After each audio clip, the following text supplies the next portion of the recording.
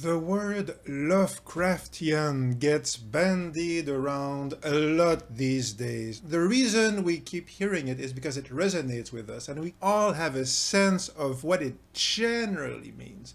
But when you start looking at it, like what does it actually mean, Lovecraftian? Well, you could say it means whatever you want it to say.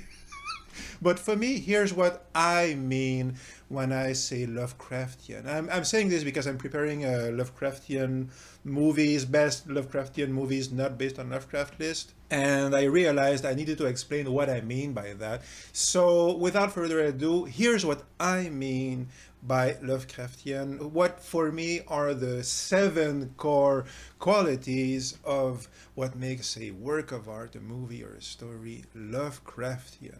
Number 7, well, let's start with the most obvious, is the gods, the tentacles, the Yog-Sothory.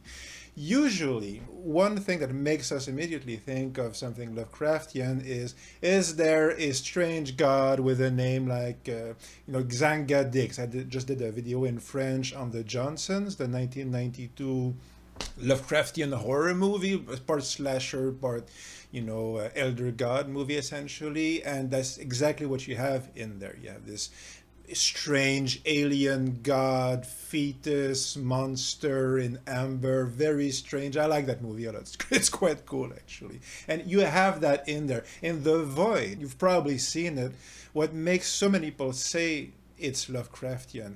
Well, there's a cult and you have tentacles and you have monsters, so there's that element. But as we'll see further on, I think all these themes I'm going to be talking about, they're all part of the Lovecraftian, feel and sensibility and tone. But you have to mix them a certain way for it to really work, for it to really become Lovecraftian, which is what we'll see later on. Because those gods, they have to mean something kind of specific, vague, but at the same time specific. So let's continue. We'll see what we mean by that. So number 6 is the whole idea of cosmic horror. And cosmic horror is another expression that everybody uses, but it kind of doesn't mean anything, or it can easily mean anything you want it to mean. A good example is a description of Anya, I think it's called. It's a 2018 science fiction movie. It's based on an opera, and there was a 1960s version, whatever. It's a Scandinavian movie. And the premise is very cool actually, because you have a spaceship. It's an arc in space story. They leave Earth, but something goes wrong, and instead of going to Mars to create their colony a la Elon Musk, they get lost in space, and it does not, things go pretty badly. So the idea was, I saw somebody say online that this was a cosmic horror story because, yeah, it's horrific, and their fate is horrific of these characters, and it's set in the cosmos. But that's not what cosmic horror really means. Like, cosmic horror is the expression of the existential dread of human beings when they realize, according to this worldview, which isn't mine, but it was Lovecraft's worldview. Okay, so the existential dread of a human being once he or she realizes that the universe does not care about us. Like, we are an accident. It is at best indifferent to our survival. Certainly doesn't care one iota about our well-being, the universe, according to cosmic horror, and generally it's pretty hostile. Okay, so that's the thing, is that we are blinded to the fact that that we are meaningless in this vast cosmos, and our suffering is meaningless. And the cosmic horror comes when characters in these stories realize that horror. Many people say Alien is cosmic horror, and it deserves its own video. I'll do a separate video, or write something on Substack eventually on that topic. But even Alien isn't really cosmic horror, I think, because the setting is cosmic horror light. I mean, obviously Dan O'Bannon and all the people who worked on Alien, they were strongly influenced by, Lovecraft. You can tell, you can feel it, and you get the creature is compatible with the Lovecraftian worldview, but ultimately the ethos of the Aliens movies, certainly the first one and the second one, they are not pessimistic movies, you see. So that's the thing. Okay, like the universe is hostile, and Wayland Yutani, the company, is evil and doesn't care about us. So the theme is expressed in that way, which is very interesting. Though the evil corporation theme, for kind of obvious reasons, you don't have that in Lovecraft, right? But the thing is, at the end of Alien, she saves the cat famously. At the end of Aliens, our survivors are all friends, they've bonded. Our core group has managed to overcome the odds. No one overcomes the odds in a Lovecraft story. That's kind of the point, you see. So that's why I think the Alien and the Aliens movies are a good example of what cosmic horror, in a sense, isn't. In many ways, they are. The setting of Alien is cosmic horror, but a true cosmic horror would be like kind of the end of Anya, right? The universe doesn't care. It's all meaningless. It's all pointless, and a pointlessness which is as vast as space itself.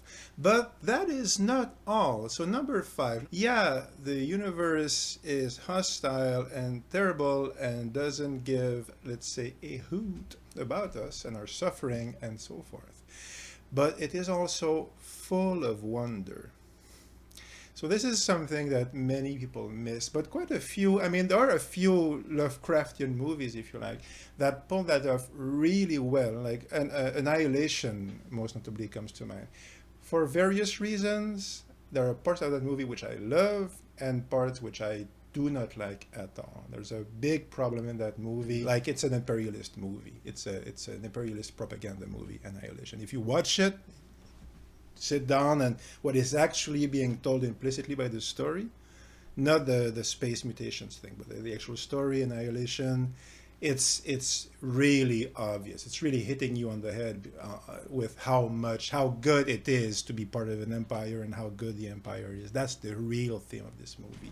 But the thing that it pulls off magnificently, Annihilation, is that mix of horror, and the level of the stakes are, apocalyptic, but everything is so beautiful. All the mutations and the creatures, the diffraction of light and that wave effect of the zone as it's expanding. So that is really a great achievement of that movie. It really stays with you. You have kind of the same thing, and you have totally actually the same thing in Richard Stanley's Scholar Out of Space, which I've mentioned a few times on this channel. Yeah, it's absolutely horrible, but it is at the same time full of wonder. There are a few of these movies, I won't spoil which one if you haven't seen them, but there are a couple of these movies where we end up seeing like the Cthulhu dimension or the Cthulhuoid dimension, like the equivalent of the Elder Gods in those movies. It's awe-inspiring, like truly awe-inspiring. Your jaw drops and you look at this and you're like, yeah, on one level it's horrible, but on the other level it's so grandiose and majestic. You kind of like, the space scenes in Interstellar. If you've seen it on the big screen, it's really impressive. That scope of space, like the immensity of space, like that feeling in Interstellar when the huge wave starts coming towards the astronauts, and that sense of terror and awe once again with that 50-mile high wave in Interstellar. That mix of horror and wonder, and in the case again of movies that might rhyme with Boyd. It could be that in a movie that kind of rhymes with The Boyd, there is a scene where we see the dimension of the creatures, and it's incredible. It's very short, but it's very powerful. So yeah, you have to have that sense of it's horrible, but it's marvelous. Finish on that point, and then I'll move on. But Lovecraft started off writing Dunsany, pastiches like Lord Dunsany, so very small fantasy stories which are very poetic and evocative. And if you've read a Dunsany story, I mean, if you've read a Dunsany story, you've probably been tempted to write a Dunsany pastiche because it's so unique and powerful. Dream Quest of Unknown Cadet, that whole thing, you know, the Cats of Volthar, it's a horror story, but at the same time, it has that wonder of traveling in, you know, like semi-Hyperborean times, like Conan or Michael Moorcock's, you know, Young Kingdoms and so forth. Short version, you have to have the horror for it to be Lovecraftian, but you also have to have the wonder. Like Lovecraft, with all his faults, you know, he was a very sensitive guy, and he loved science. And he was, I think it's fair to say, in awe of nature itself. He just didn't think it was very very positive for us, but you have to have that. Okay, so number 4, next thing is, yeah, the decay and the corruption. So one thing that comes up all the time in Lovecraft stories, and which is very much linked with the idea of nature and wonder, and it's almost Aristotelian, like Aristotle. I'm reading a lot of Aristotle these days, and a big thing is, yeah, there's generation and there's corruption. And Lovecraft talks a lot about the corruption. And even, you know, this is where I'll mention the racism, because it always comes up when we talk about Lovecraft. And there's good reasons for it, because it doesn't transpire so much in the stories. A few, like obviously Horror in Red Hook and so forth. But in the stories, you can kind of like gloss over it, and not, it's more as a metaphor, perhaps. In his letters and some of his poems, I mean, it's like, it's, yeah, I have to admit, it takes a lot to shock me, but they're pretty bad in terms of the racism. But there's a reason in his mind. I mean, he's wrong. Obviously, he's wrong, but what is he expressing there? And a big part of it is, like, I think he's expressing the decay of this society, which he only lived as it was decaying. It's almost Marcel Proust. It's, if you've ever read, you know, Marcel Proust, Recherche du temps perdu, Remembrance of Things Past, that's in many ways what it's about. A young character impressed by aristocracy, but he's writing in 1902. So the aristocracy in France is, you know, literally dead in most cases. Like, they've been, you know, decapitated and guillotined. But there is still, you know, noble families around, and as a child he's very impressed by them. And in Proust, a big part of the story is how he realizes just how decayed morally these people are. It's very, very, very, very good. And there's definitely a parallel there, because in Proust the character is fond of those aristocratic ideals and way of living and aesthetic, but he's looking at it as it's already collapsed. And that's what you have in Lovecraft. So yeah, so when he's going on his, you know, racist, like horrible, you know, racist tirades, there's always an element, it seems to me there's an element in there, like he's from a family that used to be rich, and his father went mad when he was like 3, and he died in an insane asylum, apparently from syphilis, and they had to sell the big house because the person who was managing the affairs, there was either incompetence or fraud or both, whatever, so they lost their fortune, and they had this big house and this semi, you know, noble family, or rich family at the very least. But by the time, say, Lovecraft is 8 or something, it's all in his mind, it's all in his imagination. He's never seen it. And then eventually his mother, and he loved her a lot from what I understand, she also goes insane, and I think she also dies in an insane asylum or something like that. And he's destitute most of his life. When he lives in New York with his wife, who apparently was very nice, you know, she was bringing home the bacon, as you like. He couldn't find a job, and, you know, eventually they have to sell the furniture, famously, for them to live. So the idea here is that his racist tirades is part, it seems to me, of a general idea that he's from this old world which has collapsed.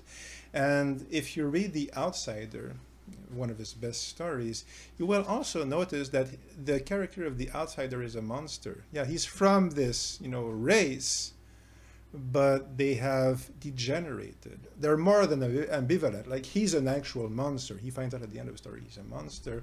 Rats in the Wall, there was this big, rich, noble family, and by the end you realize they're all degenerate cannibal monsters or something like that. Shadow over Innsmouth, same general theme. You always have that, and that's just like the social degradation, the social, degeneration, but there's also like the genetic degenerescence, like in Color Out of Space. What is Color Out of Space? It's things start great or semi-great in the farm, and you have a healthy family, and disaster strikes from the heaven, and they all get sick and insane and crazy, kind of like his father and his mother, and they turn into monsters. Like, again, the creature in Dunwich Horror, Wilbur Whateley, becomes less and less human as the years go by. And yeah, all these characters see themselves falling into ruin, financially, socially, physically, psychologically, and morally. And this portrait of decay, this strongly felt sense of decay on all possible levels, which is mixed with a sense of horror and vain flavors of wonder here and there at the same time. Next one, number 3, scientific magic. So the idea here, I'll be quicker on this one. If you think about case of Charles Dexter Ward, he reanimates ancestors based on their, he finds jars with their essential salts. So it's very alchemical and it's very pseudo-scientific. It seems kind of magical, mystical, but Lovecraft's worldview is not fantasy-based. It's science-based. So when you have the Necronomicon or the essential salts or, calling the Eldritch Gods, when Old Man Whateley calls Yog-Sothoth, to impregnate his daughter, I think it is, he thinks he's calling a god. The Cthulhu cultists, they think they're worshiping gods, but they're not gods. They're gods to us because we're insignificant. But they are physical creatures, even Azathoth at the center of the cosmos, the crawling chaos, or Nyarlathotep is the crawling chaos, still. So Azathoth, center of the cosmos, he's stupid, he's void of any intelligence, but he's also a physical entity. He's the atomic force of the universe itself, in a sense. He's the center of the universe, he's a physical object, the incarnation of natural physical forces. He's a scientific creature, Azathoth is. So yeah, Yog-Sothoth is the key and the gate and the key and all these things, and Abdul al-Azred is seeing all these visions, kind of like an Old Testament prophet, and he's seeing these things and he doesn't know what they are. So yeah, he's talking about magic spells, but even the magic spells and gods, to us they're spells, but to these creatures they're a technology.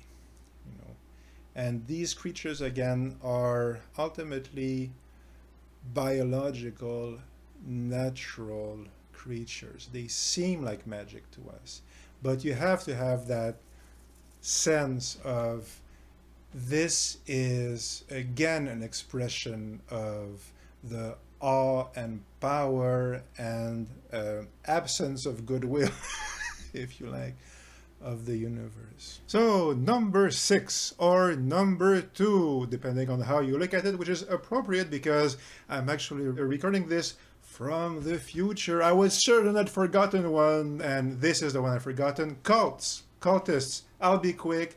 It feels kind of obvious. Everybody's worshipping these gods. Cthulhu worshippers, Yog-Sothoth worshippers. And you get a sense in many of these stories that, yeah, in a sense, they're all insane, and some of them are very isolated, but many of them are clearly part of groups, large groups, long-standing groups. So you have this sense of mystery, but of a conspiracy, actually. This is like a proto-conspiracy theory idea, and all these conspiracies are part of this greater unknown world, which is, again, big part of the Lovecraft flavor. We have all these gods, but we only read glimpses of them, and we have all these mythologies and magics and spells, but we only have shards of them, and we clearly have echoes of this cult, like the cult in True Detective. One of the things that made True Detective season 1 feel so Lovecraftian was like, yeah, there were obviously those overt, explicit references to Robert Chambers, King in Yellow. It's not Lovecraft, but there's clearly an affiliation there. In Call of Cthulhu, the role-playing game, he's part of it. Like the King in Yellow, he's in those scenarios. You have whole campaigns built around him. Yeah, you have the mythology and the gods and the visions, but also in True Detective, eventually you start to get the sense that you have these cults and they're worshipping these gods, rituals with terrible, terrible things happening, like the Bohemian Grove kind of stuff. Also, incidentally, that found footage 2012 movie called, I think it's just called Conspiracy, I think, or The Conspiracy, which is exactly the same thing. You have these two two guys, and they want to make a documentary. They come across this guy who's a conspiracy theorist, and he's going on about essentially the Bohemian Grove, which is a very popular conspiracy topic, if you like, in the George W. Bush period, early 2000s.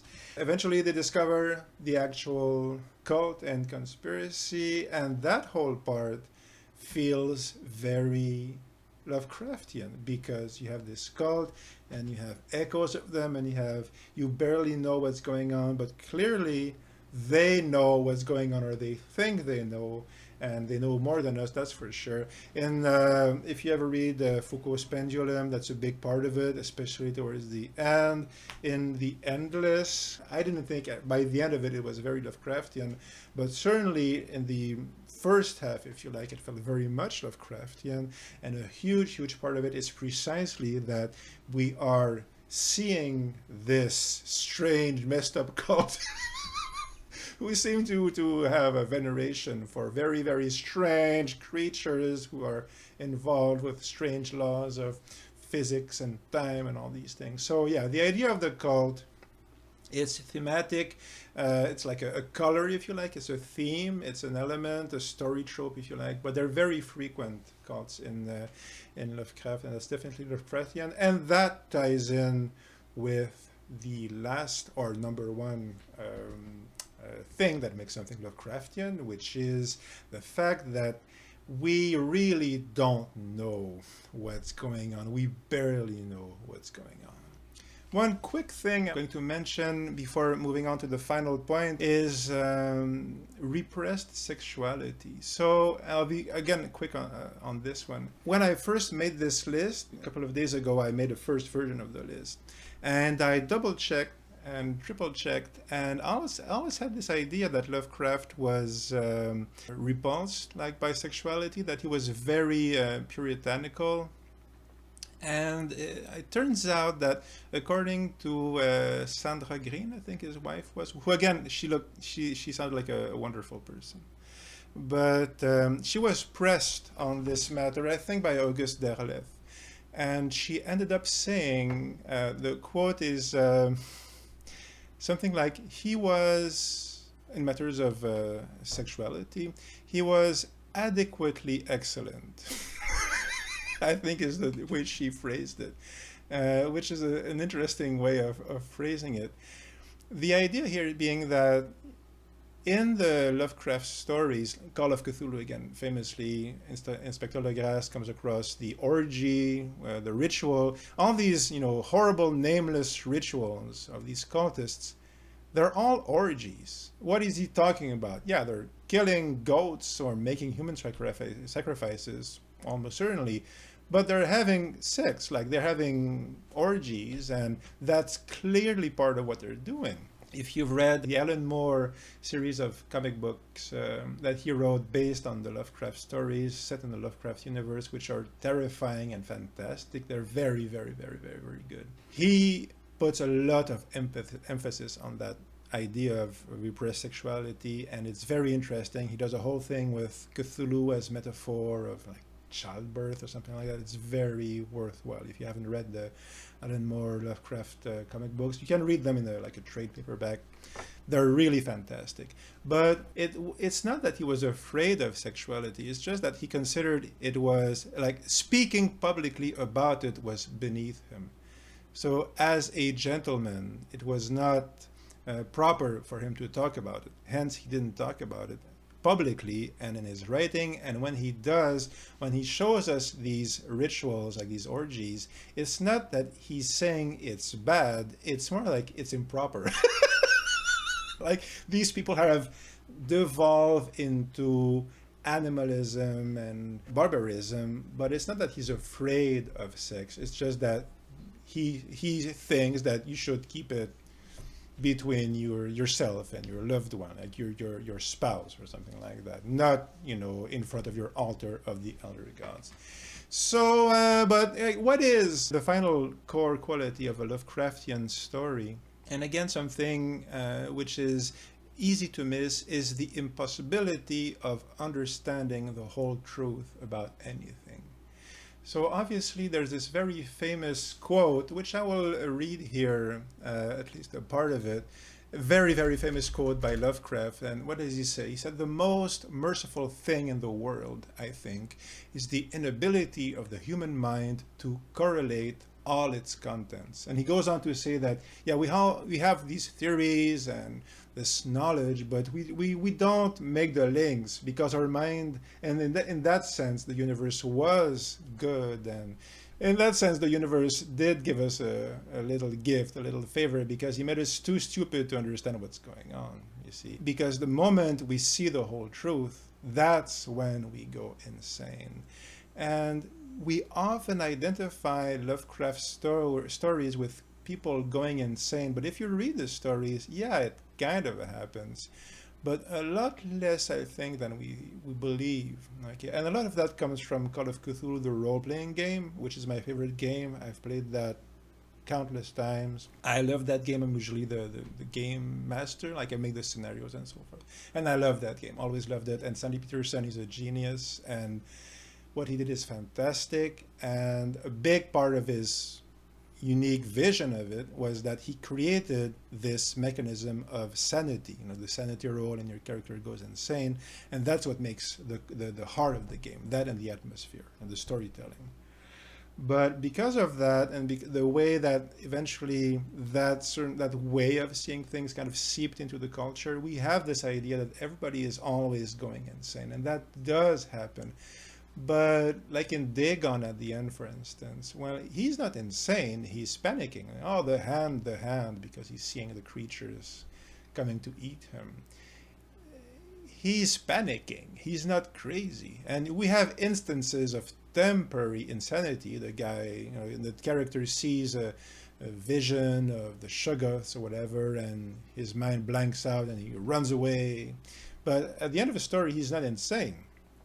Because partly he's telling us, I prefer not to put the pieces together in my mind. I prefer not to think about it too much. But he's not irrevocably insane. And why is that? Because once again, I'll quote Sandy Peterson on this, because I think he really encapsulates the core idea here. Is that Sandy Peterson was saying, if you're making a Call of Cthulhu scenario, bear in mind that in all the Lovecraft stories, basically, so the character in Charles Dixon Ward, I think this happens. He's exploring the crypts and he finds the secret passage and he goes downstairs and there are tunnels and laboratories and grimoires and magic books, and he finds out all these horrible things.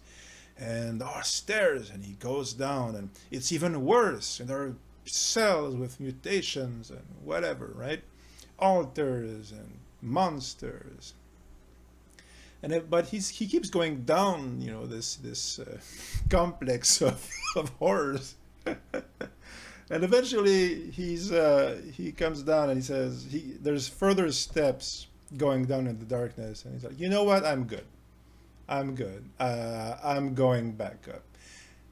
That thing, like the statement of Randolph Carter, right?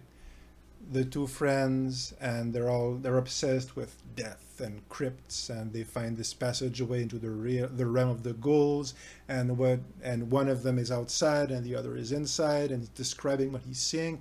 And what is he describing?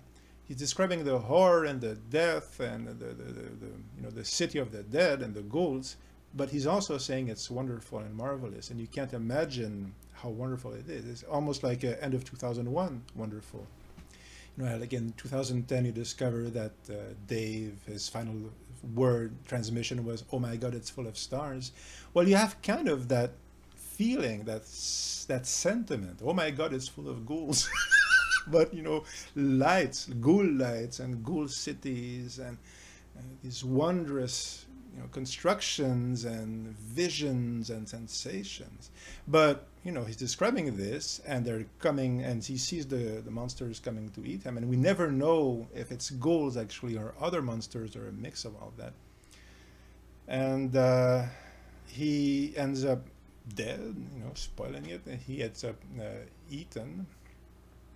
And the narrator, that's all he knows. There are further adventures of Randolph Carter, obviously, but there is a universe there that he does not explore. He has been in the antechamber of horror and wonder, and he has experienced both, but he has not gone to the bottom of it, because it is impossible to go to the bottom of it unless you're Azathoth or Nyarlathotep or something like that. And again, Azathoth, it's easy for him because he has no mind. So he can't go crazy. He's madness itself. He's beyond madness. But for us, poor mortals in this universe that wants it's not even that the universe wants to eat us, it just doesn't care. But at the same time, it's wonderful. And while we are cursed and doomed in Lovecraft's point of view, again, not my point of view, but in Lovecraft's point of view, that Lovecraftian point of view, you have the horror, you have the gods, but as expression of the horror and as expression of the wonder, and the idea that this universe is limitless and vast, and we'll never get to the end of it, and it's all decaying, and we have lost so much, but it's all felt so intensely. So yeah, essentially all that is what makes a story Lovecraftian. And yeah, tentacles, fishmen sometimes, those only really become Lovecraftian when you have that sensibility, which I've just described as briefly as I can, which is, as you've discovered, not too brief. But so that's generally what I mean when I say Lovecraftian. Obviously, if it's a direct Lovecraft adaptation, it's not Lovecraftian. It's a Lovecraft adaptation. So it's Lovecraft, it's not Lovecraftian. But if it's just a general story which feels like, just feels like Lovecraft, it's obviously its own thing, but feels like, what does that mean, feel like? It's basically what I've outlined here in my too succinct ways. So if you want to see more videos about Lovecraft, I'm posting one in the not too distant future, maybe like probably a week from now. I should have finished the other one I'm preparing on the 7 Lovecraftian movies. And for now, check this video here. Keep watching the skies. Life is good. See you soon.